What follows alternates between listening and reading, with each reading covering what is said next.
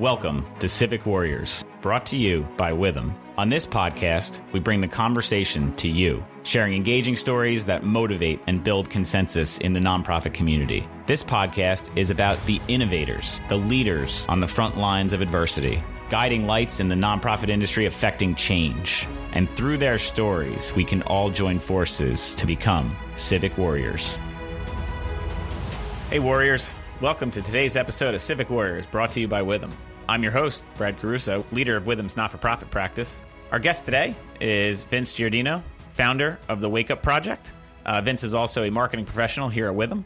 The Wake Up Project is a 501c3 not-for-profit organization and was founded with the goal of making a positive difference in the world while focusing on creating a positive atmosphere for all. The Wake Up Project is all about making a difference in the community. They believe that they can use the power of wakeboarding to bring people together and truly change the world. They're looking to change the way people view suicide and mental illness, as well as change the way people interact with those that are struggling with suicidal thoughts and or mental illness. As we're all human beings on the same planet, and nobody deserves to go through life feeling like they are worth any less than the person next to them. The Wake Up is their signature charity event in which all the event proceeds are being donated directly towards the fight for suicide prevention and mental health awareness. And for the first time since 2019, they're hosting their signature event in July of 2024. So with that background, Vince, welcome to the show. Thanks, Brad. I'm happy to be here. I'm excited to have a conversation with you today. Awesome. So Vince, share with the audience a little bit about your background and a little general information about the Wake Up Project itself. Yeah, absolutely. I grew up, I was raised in South Jersey, small town. For those familiar with the area, I went to Stockton University, was a marketing major, where I originally got the idea. So while I was in college, I put all this together and was, trying to figure out a way to make the Wake Up Project come to life. From there, graduated, was really focused on it. Things were going well. We were making a difference. Decided I should get closer to Orlando, where all the wakeboarding really happens. Came down here for my MBA, and then COVID happened. So I've been living in Orlando, been through COVID, still maintain a brand, reputation with the Wake Up Project in South Jersey. That'll always be home. My main priority will always be, making a difference in that community. And so, everything kind of fell in line for me to put things back together and have the wakeboard competition again, which is in Mays Landing. So awesome. Excited for that to happen.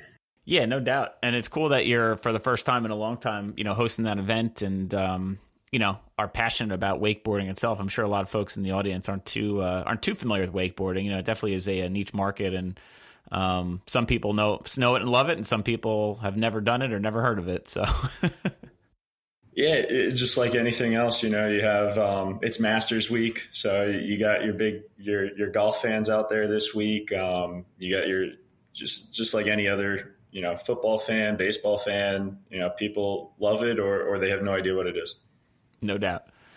So as I was reading in the intro and doing more research on the organization, and you obviously live in it, the organization has a mission and a focus on suicide, mental illness, helping those struggling with some of the challenges that arise from those diseases and things of those nature.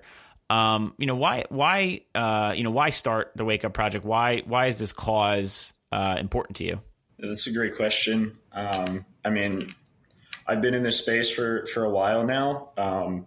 Nobody is in this space for a positive backstory, right? Unfortunately, I grew up in a town, and it's a small enough town where everybody knows everybody. And there's just been way too many youth suicides. So that falls into the ages of 10 to 24. But, primarily high school students tend to be the, large demographic there. And within my 4 years of high school, it was unfortunately a common theme, something I went through with my friend group, too often. None of my close friends, luckily in high school, but people that were close enough to us, I didn't think that at 18 years old, I should have a routine for what happens when you get news like that. and you're in the group chat with your friends at 5 o'clock in the morning, making plans on, who's going over to whose house to console each other and be there for one another.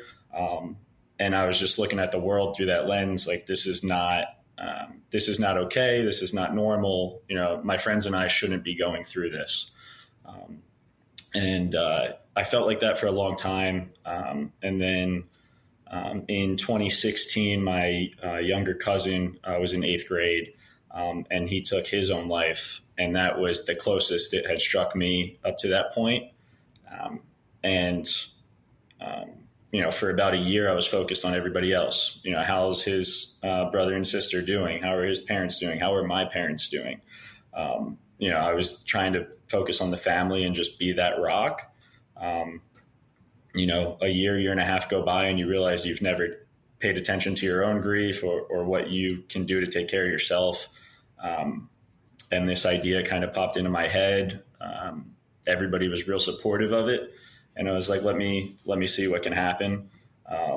Obviously, this is hosted by Witham. I'm sure you're going to ask me all the accounting questions later, and we can get into the backstory on how an actual organization and nonprofit corporation came out of that idea. But, everything I do is in honor of him, and the family is still supportive. And I think, it's something the South Jersey community needs. And, as long as there are still people out there struggling, I want to keep the organization going and doing whatever I can do, for my part. And at least I can say at the end of the day that, I did my best, or I did, whatever it is that I can do.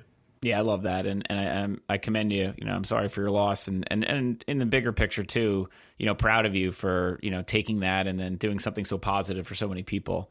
Mental health itself is an enigma. Some people struggle with it. Some people don't. Some people go down this rabbit hole. And for those that have ever been in that boat, it feels alone. People can reach out to you all they want, and sometimes they're receptive to it. Sometimes they're not. It certainly is a challenge. And the fact that you've created an organization that's raising awareness, the fact that you're raising funds for this cause, the fact that you're helping, you're paying it forward and helping others that otherwise may or may not have been helped. I think that's awesome. And starting a charity yourself is not easy. For those out there that run a charity, fundraising is challenging, and we'll get into that. But also just starting an entity itself, like, what do I need to know? What do I need to do? What are some of the things that I need to be aware of as I'm doing this? On top of the fact that, the whole purpose of you doing is mission oriented. All the other stuff is, generally speaking, paperwork, just to be able to operate in the capacity you want to. So, it's really awesome that you're able to take a passion of yours, like wakeboarding, turn it into something that helps other folks, and then give back to a cause that has both personally affected you and, you're personally passionate about. I think that's phenomenal. And as a young professional, you have everything else going on in your life too. You're running this on the side. I mean, this is for all intents and purposes, a full-time volunteer activity to make it happen properly. So really, really commend you for that effort. No, I appreciate that. And yeah, you're right. It's full-time volunteering. You got to find that motivation at 11 o'clock at night, when you got to be up the next morning for work to send those emails and find some sponsors and do the organizational paperwork. Accounting's not my forte. I'm always afraid I'm going to go to jail for filing something wrong, but hopefully if it comes to that, they'll give me the benefit of the doubt for trying to do something good. Yeah. Yeah, no, you can quell that fear as long as you're not stealing. Everything else can be, fixed in general. But fraud is difficult to fix. Yeah. So wakeboarding itself, talking about that, and I guess just giving the audience a little background. How would you educate the audience a little bit on wakeboarding? Talk about some of the basics. How does it work? And why you love it. Well, I love it because when I came up with this idea, I was kind of good at it. And so people would come out and see me, and then I got to show off. Obviously, everybody likes doing the things that they're good at a little bit more than doing the things they struggle at. But just to kind of explain the sport a little bit, it's wakeboarding is to water skiing, what snowboarding is to snow skiing. So you're getting towed by a boat, you're out on a rope behind it. And so water skiing has a few different disciplines. Most people might know that as like a slalom skiing, where you're going back and forth really fast. Wakeboarding has more of a like optimal speed that creates the biggest wake behind the boat, and you can get some speed into that wake and use it as a ramp. I mean, the one of the pros in Orlando last summer just landed the first ever triple flip behind a boat. So there is some insane things going on in the sport, just like any other action sport. It's just positive vibes. Everybody's friendly, and they just love it, and they push the sport forward. So it's the perfect thing, in my opinion, on the mental health side. If you come out to the event, whether you're competing in the event, watching, you might just come to have lunch with your family at the food trucks and see what's going on at the park, whatever it might be, you're going to be in the best environment socially. Everyone is just the nicest person you've ever met in your life. They actually care about other people. And it's like that natural mindset. A lot of people might think of it as like a surfer attitude from movies or something if they're not familiar with action sports. But in my experience, it's the best demographic out there for genuinely appreciating humanity and caring about one another without, whatever they're going to get in return. Love it. Yeah, and I can't imagine doing a triple flip on a wakeboard, because how fast does the boat go when it's towing you? He was probably going somewhere between 22 and 24 miles an hour, but that's in a boat. Yeah, what's in a car? The boat's that's like going that. Like, so if you're, I'm not a physics expert, but you're definitely going faster than that when you're cutting in at full speed. Yeah. Yeah, so for the audience, if you're thinking about, trying wakeboarding and trying to do a triple flip on a wakeboard, you're probably going like 30, 40 miles an hour in the air and then flipping and then somehow landing while holding onto a rope. Yeah. Or while holding onto a grip on the rope. Yeah. Yeah. And you're just putting all that trust in the driver of the boat as well. Yeah, there you go. You're trusting another human. So, so dovetailing from that, when we're talking about, the purpose of the organization and the mission, from your perspective, I guess, is there a mental health aspect, or is there, does wakeboarding provide individuals with, a benefit that you see? Yeah, absolutely. I think, my original idea, it was formed because that was my cousin and I wakeboarded together a lot. That was our, bonding time. So I didn't originally look into the mental health benefits of it. I was like, this is what we did. This is how I'm going to honor him. But then when you get down and actually analyze it, any form of exercise is good for your mental health. When you make that exercise fun, more people can get involved. A lot of people, some people like going to the gym for 2 hours, curling, staring at the mirror, and that's good for their mental health. That's not good for my mental health. I can't just stand in a gym and do repetitive things, in the mirror.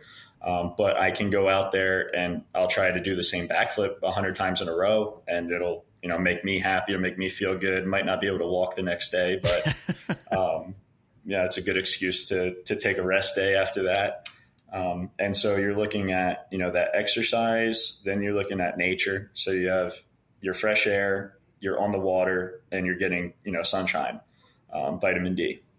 All of those things are attributed to more positive moods, less depression. I mean, if you look at just a world map, climates that are sunnier, warmer, near the water tend to have lower rates of depression and other suicidal ideation. I mean, there's plenty of mental illnesses out there that are not affected by the weather, but as far as depression goes, anxiety, things like that, sunny weather just tends to be the best medicine for it. And then the other thing with it is a large part of your depression, your anxiety, whatever it might be, it doesn't just appear one day.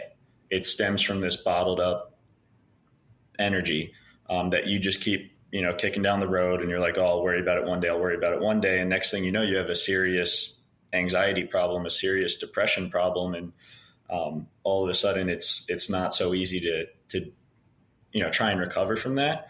But wakeboarding, I mean, you go out there and fall on 100 backflips in a day, you're going to release plenty of bottled up energy. So, it's a good outlet, but like anything else, it's specific to the person too.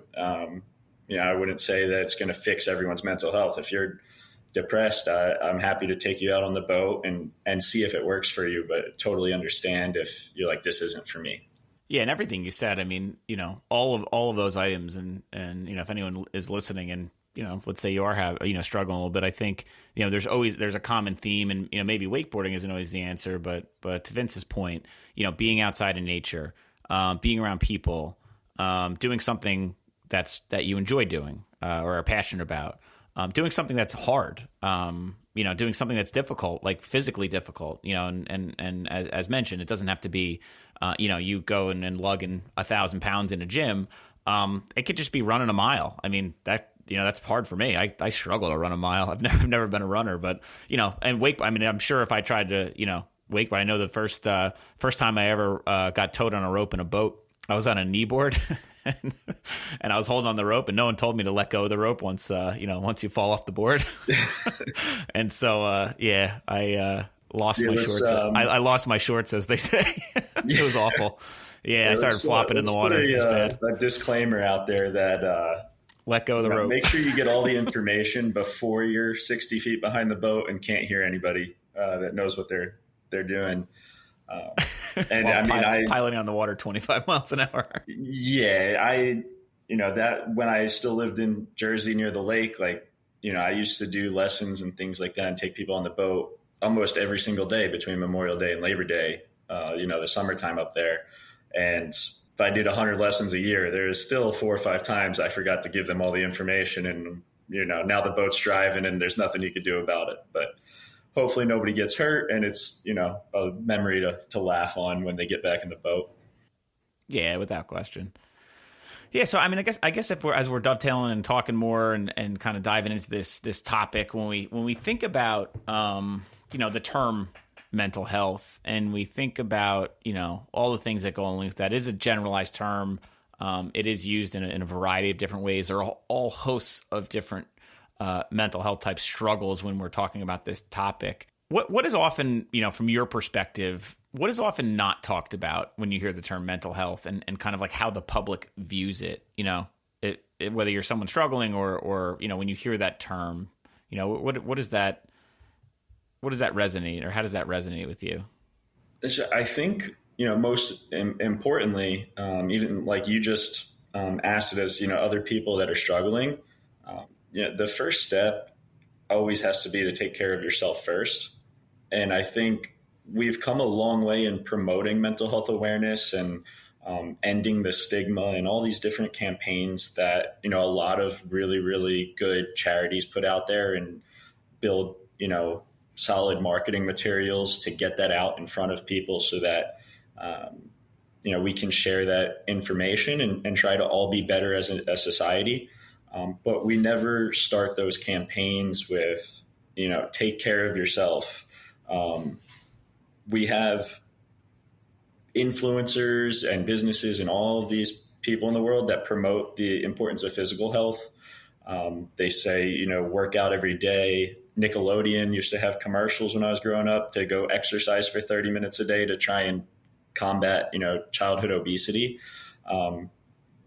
Just like your physical health, you need to exercise your mental health and take care of yourself. And, we aren't at a point in society yet where we have commercials for however old you are at Nickelodeon, like 7, 10 years old. Nobody's telling them, hey, you should go meditate for 30 minutes a day and really think about yourself. And even we might tell each other that as adults, but for example, like Witham has plenty of reimbursements for us going to the gym and, being involved in like adult recreational sports leagues and things that take care of our physical health. And obviously we have, good benefits and things like that to get mental health resources if needed.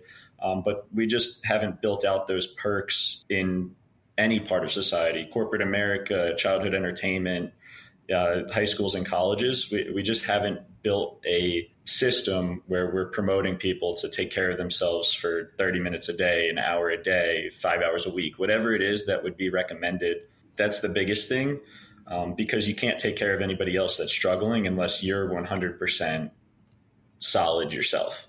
And, it doesn't mean that you're never going to have any problems or that your problems are completely past you if you're recovering from a mental health situation. but you're only like any team is only as, good as its weakest player. That's a common thing. You can only help somebody as much as you have in you. You can't give anybody 100% of your time if you're not 100% healthy yourself. Very true. And yeah, just to add to that too, the thing that I generally hear, or don't hear, I should say, is exactly as you said. There's a lot of people concentrate on things, and you're right. There are benefits that are offered in different ways. The challenge with mental health is there's no real roadmap for it that I've seen, and it's hard. It's not like there's a fix. It's I think this as a person, personally, I've had some very serious struggles in my life, and the thing that's the hardest pill to swallow in all of this is that there's no easy fix. There's no, here's a drug you can take and it'll make that voice in your mind stop. Like there's no, I mean, there is, but it, causes other problems that nobody wants. There's no, you wake up tomorrow and just change, right? It's not like, all right, like, let's say I have a weight issue and I want to go lose that weight. Well, there's a pretty clear plan you can take to make that happen. And the challenge because of the mechanism for which mental health struggles are caused, some of them are anxiety type disorders, some of them are PTSD type disorders, panic attack. I mean, all of these things kind of are in different verticals. And so there's not like a roadmap of like, well, here's what you can do. However, there are a lot of tools that if you know how to access them can greatly help you. As an example, I go to therapy weekly. I still do, and I've been doing that since I've been 16. Going for that 1 hour a week, which insurance covers it, which is awesome. Going for that 1 hour a week really helps. Does it solve my problems? No.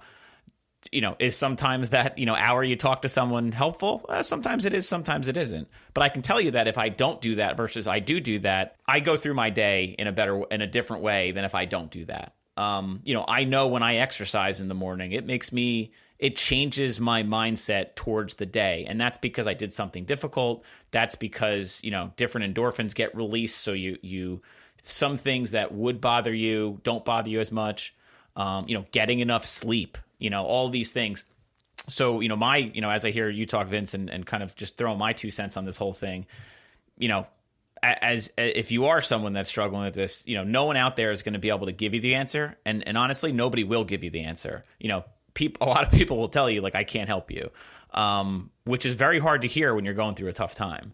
And so for anybody that is going through a tough time, the thing that I would layer on here is that you have to look at it as I'm looking in the long term, not the short term. And I'm going to I have to be very disciplined about doing various things that I know help. And I have to be able to accept that whatever the issue is that I'm going through, it's not an issue that can be solved. However, it's an issue that you can definitely manage with the right resources. Yeah, absolutely. And like, let's be clear about one thing. You can still help people if you're struggling, but it's the power of sharing your story, right? Like that can help motivate other people to take care of themselves and improve. Let's just be clear that, no matter what you're going through or struggling, like you can always help other people. It doesn't mean that you don't have a part to play in this whole situation of promoting mental health awareness and ending suicide. But, you have different ways. So anybody that's struggling out there, by sharing your story, sometimes that helps you personally, and it'll also help motivate other people. And then, just by being aware of mental health issues and not antagonizing anybody else that's experiencing them. If somebody's going through depression or anxiety or bipolar disorder or anything along those lines, just stay away from antagonizing it. And that in itself is, a positive result. Yeah. Love that message. That's the right message. And help your neighbor. I mean, you hear those that have been listening to a lot of our podcast episodes, it's a big theme of what we emphasize is helping others. It's being there for other people. It's not only are there nonprofits like Vince's that are there for you, but also as a person in society, it's never easy. It's never easy to help people, but it's good to help people. And, a lot of times when people are going through a struggle, they don't necessarily want to reach out. Maybe they don't want necessarily to burden somebody. I know a lot of folks that struggle with different types of things. They don't want people to help, but sometimes, interjecting yourself and just getting people to talk, as Vince said, or getting people to, talk through some of those challenges really is helpful on a variety of levels. So yeah, great message. Yeah, it's always hard to help people, when they want to be helped. There's very little you can do when they don't want to be helped. But that's the battle in this mental health arena that we look at that's so large, right? If you're going through a suicidal ideation or a suicide attempt or something like that, we just have to find ways to force our way in to help and keep you alive. That's an emergency situation. We want to keep you alive, and we're going to be okay if you get mad at us for that after the fact, but you're still going to be alive. You're still going to be here on the planet. It's common in, let's say, like substance abuse issues. You can't force somebody to go to rehab unless they want help. It's well documented that that's never worked. The best you can do is give them all the information you have at hand, and support them, and just hold their hand until they're ready to make that decision on their own, if that makes sense. Makes a ton of sense. And, once again, if you're someone, just going through personal experiences of myself, like I said, sometimes it's, you feel embarrassed, or you don't want to ask for help. Always ask for help. Oh, ask. If somebody asks me, I will drop everything I'm doing and say, what's going on? And then as the person that is helping, you have to be a really good listener. And, sometimes those folks don't want you to tell them what to do, or don't want them to kind of like interject all these. Be a good listener. Open your ear. How can I help you? What would be beneficial for you in this scenario, and be there for that person. That's, I know personal experience, that's goes a long way in, valuing that person, and that person feeling valued by that conversation. But it's difficult. It's not easy. Yeah, I'm very much the same way there. I'm always willing to have a conversation. I've dedicated a large part of my life to this specific cause, and trying to make a difference. But I've been on, both ends. I've had phone calls wake me up at 3-4 o'clock in the morning because my contact information is out there on the internet, and people are struggling and they want help. And that's shocking for a 20-year-old kid to wake up in that situation and try to figure out the right thing to do. But the other end of that is, I have this whole organization and this audience and all of these people that have access to my platforms. And it's just sharing out as much information as possible for the anonymous resources. If you think that I know who you are, or that you're just not comfortable speaking with me, I'm not clinically trained on any of this. I have to, get doctors and psychologists and things like that involved. But getting that information out there so you have the anonymous resource, and nobody ever has to even know that you called the helpline. But you might not know it exists if we're not putting it out there and promoting it to our audience. Yeah, without a doubt. Can you talk about, I know you have a lot of good resources that I saw on, available publicly. Can you talk about some of the resources that you have that are available? I think you had a very, very strong guide on your website, a suicide prevention guide, and a few other things. You just talk briefly about what those are and how to access them. Yeah. So in 2021, we released a suicide prevention guide, and we partnered with some other nonprofits to put that out there. And it got a lot of publicity, and hopefully it helps somebody. But the biggest resource out there is the National Suicide Prevention Lifeline. A lot of people might know that from Logic's song a couple of years ago. The title of the song was The Old Number. Now it's 988. So Congress had approved not too long ago to make it more accessible. So now anywhere in the U.S., you dial 988 and you get the Suicide Prevention Lifeline. There's also more local specific resources in most places. I know in New Jersey, almost every county has a mental health association with, a website and a list of local resources that they can have. And then a lot of states have their own. So on our suicide prevention guide, we're very New Jersey based. We have the New Jersey Hope Line. You can go to the Substance Abuse and Mental Health Services Administration on online. There's text hotlines, and then there's also more specific, like specified hotlines for what you're specifically going through or what demographic you fall into. So one of the big ones is the LGBTQ youth hotline, which is, I believe it's run by another charity in honor of an LGBTQ youth that took their own life a few years ago.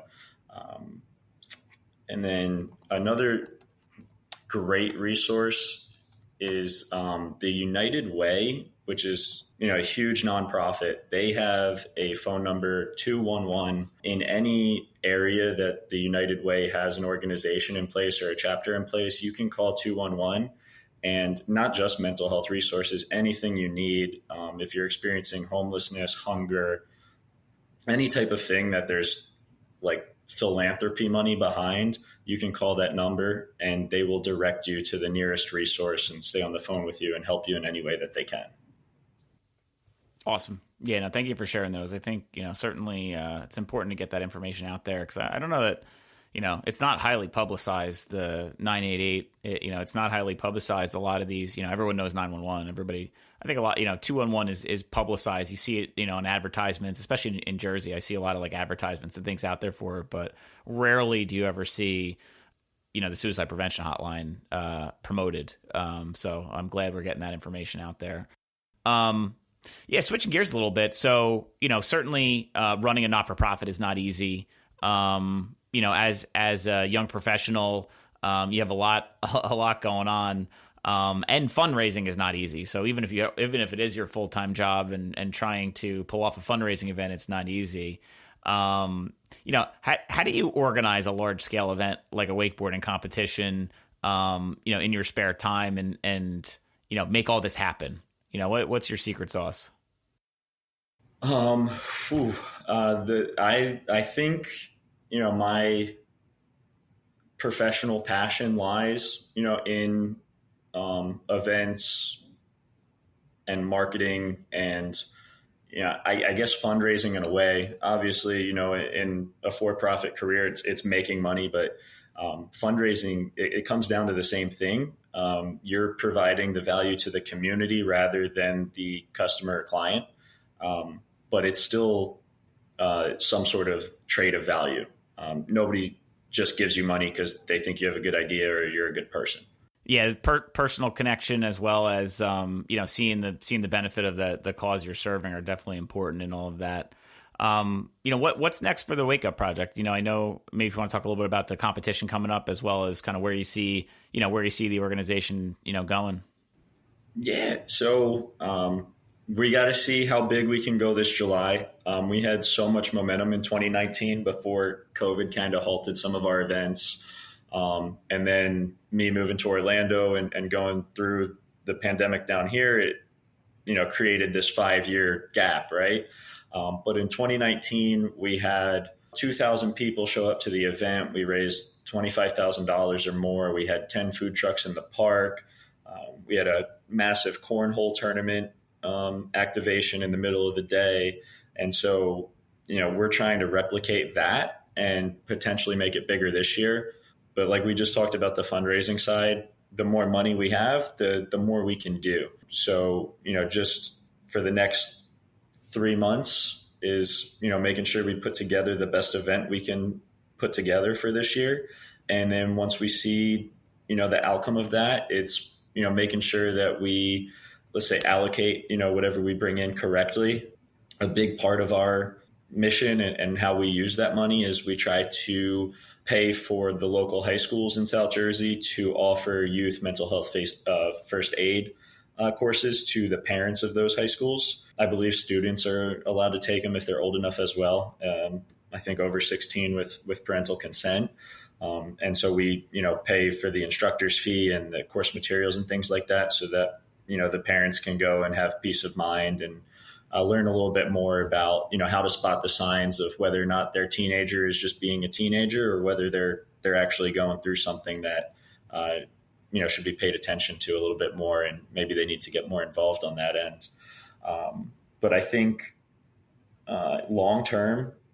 South Jersey, I told you South Jersey's home. It's always going to be important to me. My main priority is always going to be using this organization to promote mental health awareness and suicide prevention in the South Jersey community. But I've made, a home for myself down here in Orlando. Wakeboarding is so huge here that if we can keep growing and keep making a difference, I wouldn't rule out, some sort of expansion or multiple events a year between the two places that I call home. Love it. Yeah, not easy, but yeah, it's really cool what you're doing. And I love hearing, when, you're raising these dollars, and, it's not only about the actual wakeboard competition. It's not only about the actual event, but it's also then, I appreciate what you say about, how those dollars get used and how you continue to help. I mean, that's certainly, the purpose of an entity, but one purpose of the entity, I should say. And, it's awesome to hear. And it's awesome to hear that you're thinking big, right? Like, it's easy to just say, we're just going to do, this here. But, you're looking, how do you make the most impact? And visibility and that, 2 locations instead of 1. And then, how do you bring that message to not only 1 market, but 2 markets? And it's not easy, but, your head's in that direction, which is awesome, thinking about it and evaluating. So, for those out there that are, kind of starting your charity, and, it's great to start small, and it's great to manage what you can manage. But over time, as you're making impact, expanding that is, it's not easy, but it's definitely something that aids in growing the message, which is, the purpose of why you get into this altogether. Mm-hmm. And the size is not, important. It's the mission, and it's the motivation, and it's, the outcome. So if you're, a one person shop and you're making a difference in one other person's life, and you have the money to do it, that's great. Or you could be, the Red Cross and have millions of dollars and a full staff all around the world, and, make a difference to humanity that way. But the important part is just if you're committed to it, there's going to be a positive outcome, and there's going to be people there to support you and help you along the way. I know it's super common for people to start foundations and charities, in honor of loved ones. And they come in all shapes and sizes, but at least all of the ones that I've come across before are, that I consider them a benefit to society. Yeah. And there's a place for all these organizations and on a variety of levels. And the pay it forward concept goes a long way. So, I mean, even if your impact is you've helped one person and prevented them from committing suicide, I mean, I think saving a life is something that few people in this world do, and you've done that, and I'm sure you have done that. In church on Sunday, we have a class for my son, and they read a children's book every Sunday, and the book this weekend was called Extraordinary Mary. If you haven't read Extraordinary Mary, or you have children, you want to read a good book about the power of giving. It's a book just about a kid who does one nice thing, and then that one nice thing helps one person, and then that person does a nice thing, and that person does a nice thing. And then all of a sudden, 30 people have a better day because of that, like, one nice thing that person did. And it's such a good, like, story, but it's exactly the story of, like, no matter how small or big your charity is, you helping that one person is then that person is gonna take that and guarantee use that information and then help another person. So that's why charities like yours are so beneficial and impactful, because they're focused. They're looking at a community, and they're helping a community, and they're helping individuals, and then those individuals guaranteed then take that information and then help other people. So that's the gift that keeps on giving. I love that. I think my organization's a good example of doing what you can do where your expertise lies, and letting somebody else take over where your expertise ends. Whether it's my professional career or the Wake Up Project or some of the boards I serve on or whatever it might be, my background is in, event planning, sales, marketing, raising money, things like that. And once we have an event and bring in money, I distribute that to other people who are closer and more equipped to provide relief to somebody struggling with a mental illness, rather than, go out there and, try to do that myself when I'm not trained for that particular service. Love it. Yeah. So as we wrap up here, we always like to bring in a call to action to those in the audience and give people something they can take away from this. And I know, we've concentrated a lot of our conversation on not only running the nonprofit, but also mental health awareness, suicide prevention, and a few other things on that topic. From your perspective, Vince, how do you identify signs that someone's going through a tough time, and what can you do about it? Yeah, it's important. And obviously, that goes back to the conversation where it's like, take care of yourself first, because if you are in good mental health and you are taking care of yourself, then you are more likely and better equipped to notice those signs and do something about it if you see those signs. But it's, the biggest thing is going to be like any erratic change in behavior, any extreme mood swing, anything that seems out of the ordinary that way with behavior and like ability to interact with others. Since my organization, more specifically focuses on that youth demographic, it's ages 10 to 24. A big reason why we promote the youth mental health first aid program is because so many of the signs and symptoms are the same exact signs and symptoms of just being a normal teenager. So, sleeping more or less, eating more or less, using, drugs or alcohol more often, those are all signs. When I was a teenager, I slept until noon every single day that I didn't set an alarm. So fortunately, never really had any mental health struggles when I was that age. And then, same thing with substance abuse. That substance abuse is a mental illness in itself, but it's not necessarily like a suicide ideation type of thing. There's other reasons that lead to substance abuse. And there's also, some people just drink, we go out for beers or something like that after work. But if there's a massive change in the behavior, or somebody is, drinking or using drugs a lot more often than they had previously, that's a major sign. And, obviously most adults will all agree that that's definitely not the way to cope with anything that somebody might be struggling with in life. So that's something to pay attention to. And then on this suicidal front, people tend to have a natural instinct to want to live.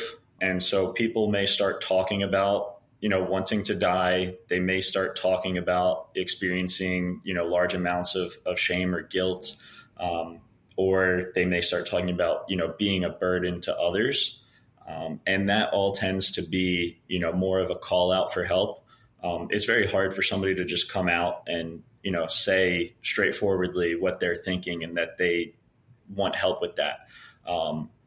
But human beings are generally a lot smarter than we give them credit for. If they want to take their own life, they will hide it and conceal it very, very well.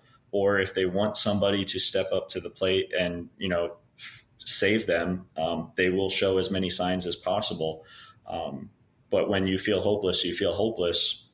And that's what the rest of us have to be here for. We have to be there to, help protect them and help, show them the light out of hopelessness. Love that message.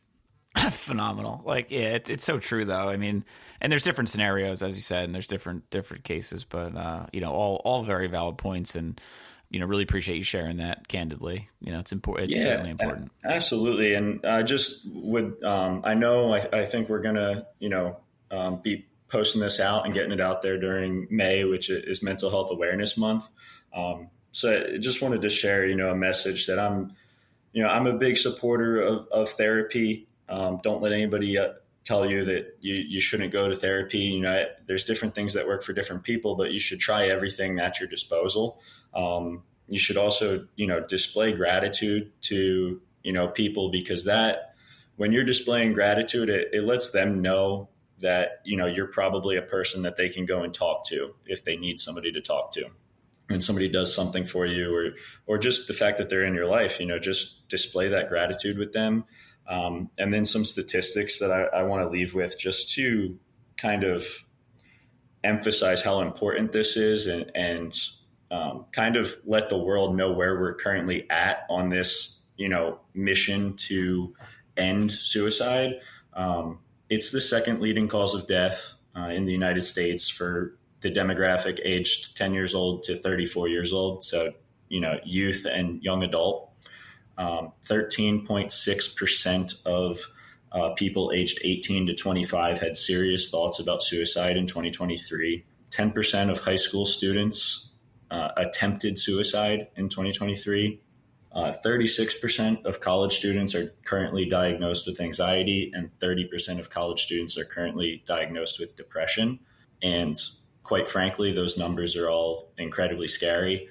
So I just wanted to shed some light on the importance of, not only what my organization is doing, but what anybody in the mental health space is trying to do currently. Yeah, thank you for sharing those too. Yeah, I mean, it's alarming when you hear the statistics and how widespreading. It's not one location. It's not even one age, to be quite honest. I mean, it's across the board, and just layers in how important the work you're doing is, and how many people are affected by it. Yeah, it's scary, quite frankly. And like you said, if it's the second leading cause of death. I mean, that's not publicized. I mean, a lot of that's not a commonly. I've never heard a politician talk about it. And it's like it's such a plague on society, and it's not just the United States, and it's not it's all across the world with the way the world is now. But I appreciate you sharing that. That's awesome. But with that, where I'll wrap up is can you just reiterate if someone would like to attend your event, how they could attend it or how they could find more information about it? So the event this year is going to be Saturday, July 27th at Lake Lenape Park in Mays Landing, New Jersey. All the information will be on our website, our social media platforms. So our website's thewakeup.com with 2 P's, and all of our social handles are thewakeup with 2 P's. We're still looking for sponsors. We'll be promoting the event. If you're a wakeboarder and you want to sign up, the registration will be out soon. You're welcome to donate. We never turn away money. And then just because you're not in South Jersey doesn't mean that you can't participate or spread the word. In 2019, we had riders come from the entire East Coast. So hopefully we're going to be able to garner that type of attraction again and try to, spread a wider net over the U.S. to get our message out there. Awesome. Well, thank you so much, Vince, for being here. Thank you for being on the show. Thank you for sharing all this relevant information. And as we, enter Mental Health Awareness Month and provide more guidance and resources to individuals, thank you so much for all the hard work you do and dedicating your time to solving such a challenging issue and being there for people. It's super important that for the work that you're doing and being there for the world. Yeah, thank you for having me. I enjoyed the conversation. I really appreciate you and everybody else listening that, supports the cause and supports the mission and wants to make the world a better place. Awesome. Thanks, Vince. And Warriors, thank you for listening. Subscribe and meet us right back here for another episode of With Them Civic Warriors in the near future. Bye, everybody.